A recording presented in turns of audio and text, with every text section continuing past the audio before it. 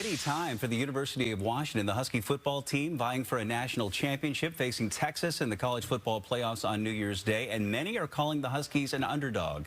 But that's a familiar role for the UW. Bringing an inexperienced boat to the competition. They said we couldn't compete with the richest schools in the nation.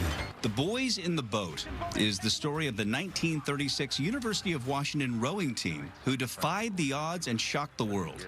The film, directed by George Clooney, hits theaters on Christmas Day.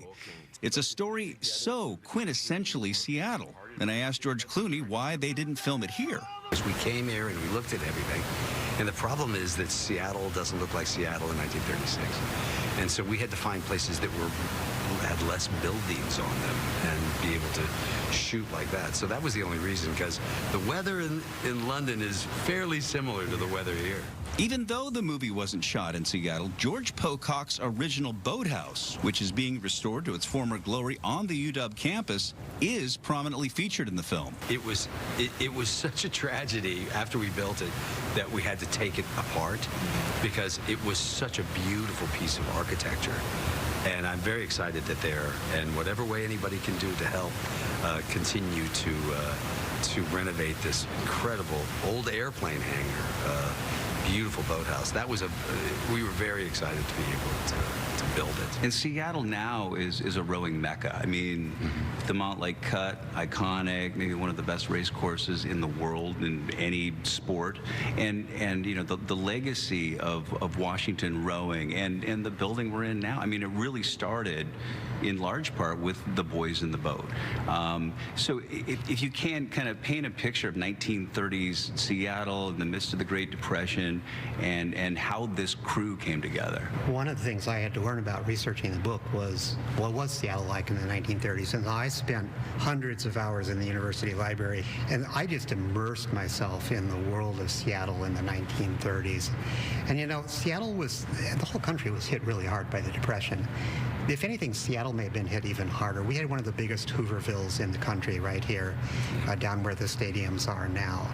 And it was dark and gray and grim and dismal, not just because of the weather, but because of the overall situation in the country. The Depression hit everyone hard. No jobs, no food. We were broke. Well, what's that about making some money? You're the rowing team. You're on, you get a part-time job, included cheap place to live.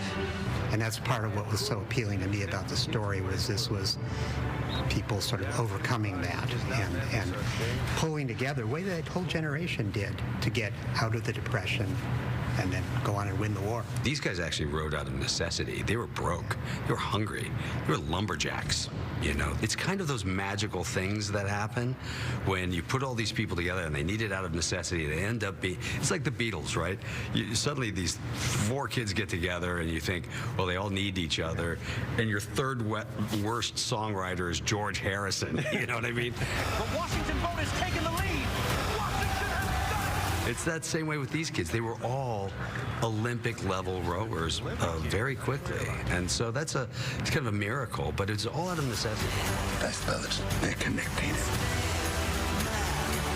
Sweat and pain. For what it's worth, I'm proud of you boys. Inspiring. You missed the part where I told him not to tip over? So I read the book twice. I still haven't seen the movie. So it was interesting having the conversation largely based on my background with the book and hearing them talk about, you know, how they brought it to life finally after, you know, more than a decade. And what I like about that is Daniel James Brown and George Clooney, a real piece of history, a piece of literature that people may not have known the backstory. Right. And there's some people reading the book like you, and then you can enjoy the movie now and kind of see how it compares. But there's so much history out there, Bill. Yeah. And like Clooney said, with those Marvel movies coming out, this is a real piece of literature. It really is. Yeah, it's just a wonderful original story that Daniel James Brown just stumbled into. His neighbor introduced him to George Rance, and the rest is literally history. Yeah, and you got to meet both of the greatest guys out there putting some nice movies. Could you hear the rain just pouring on the roof as I was talking to him? Tomorrow, our conversation with Daniel Brown and George Clooney takes us to the 1936 Olympics put on by Adolf Hitler. And these were the games most famous for Jesse Owens' gold medal run against racism, but the Boys in the Boat also took the fight to the Nazis in their own unique way. That is coming up tomorrow on Good Day Seattle. More good stuff, Bill. Well,